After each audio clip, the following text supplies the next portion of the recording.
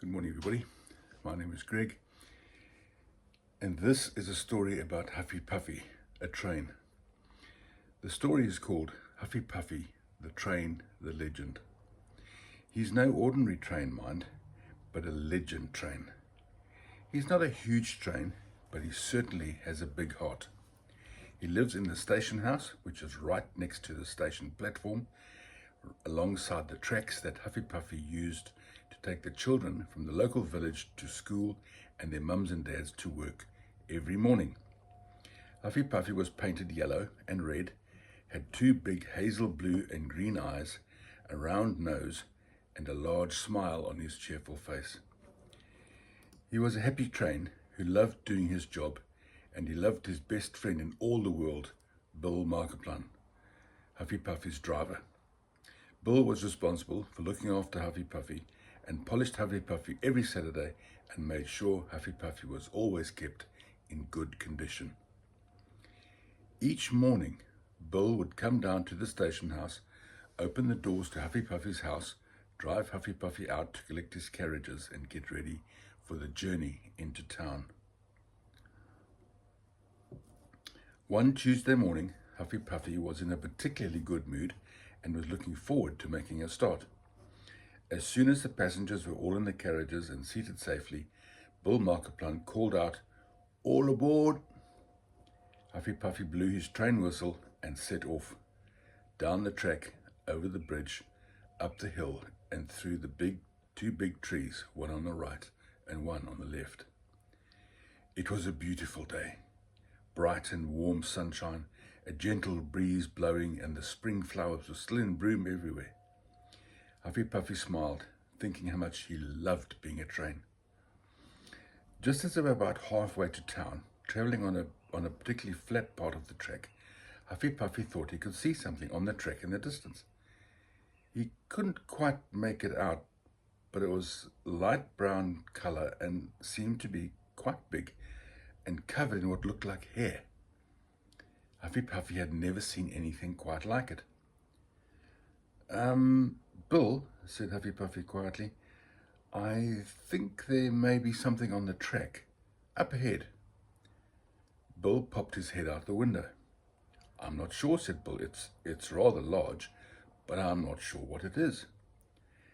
As Huffy Puffy got closer, he noticed that whatever it was sitting on the track and had a large head, big eyes, and even bigger teeth. Its eyes were yellow in colour, and it had a dangerous look on its face. Huffy Puffy had never seen anything quite like it. All of a sudden, Bill gave a little yelp. Huffy Puffy had never heard Bill yelp before, and it sounded quite funny.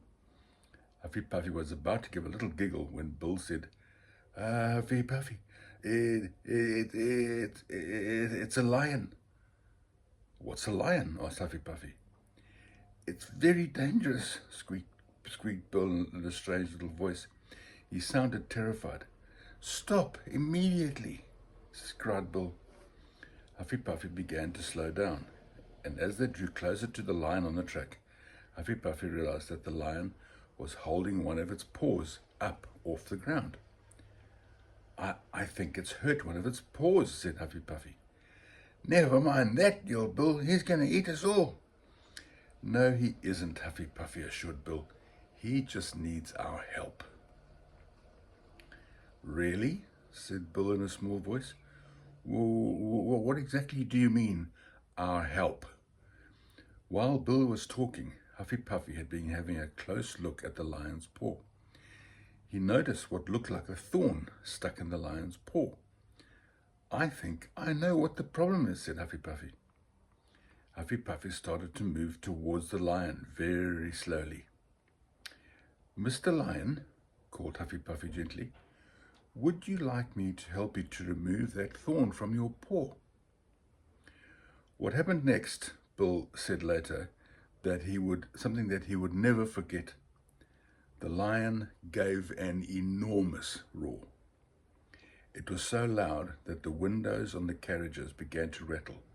All the birds in the nearby trees flew up, and Bill looked like he'd seen a ghost, and his knees knocked together so loudly that he was sure the lion could eat them and was about to eat him and Huffy Puffy.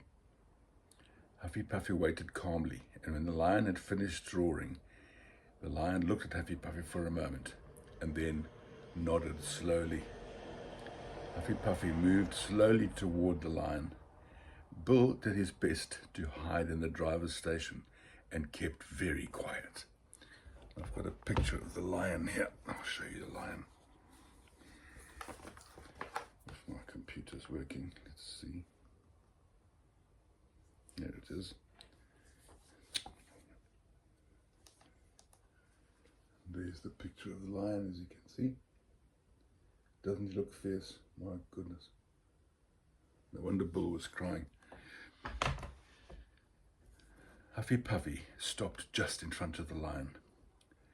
"Now, Mr. Lion," explained Huffy Puffy, "put your paw on the front of my engine and I will take hold of it."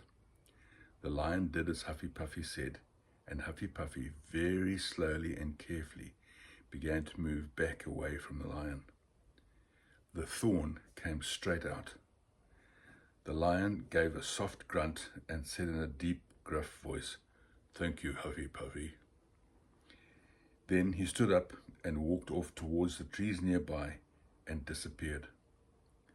All the mums and dads and the children who'd been watching from the carriage window jumped out to pat Huffy Puffy and clapped and whistled and called him a hero and stuff. Huffy Puffy was very pleased, blew his whistle a few times. Even Bill looked happy, probably because he wasn't eaten by the lion. Later that night, while Bill was closing the doors to Huffy Puffy's station house, he said goodnight to Huffy Puffy and said, "You know what, Huffy Puffy? You really are a hero, and I'm so glad we're friends." The end.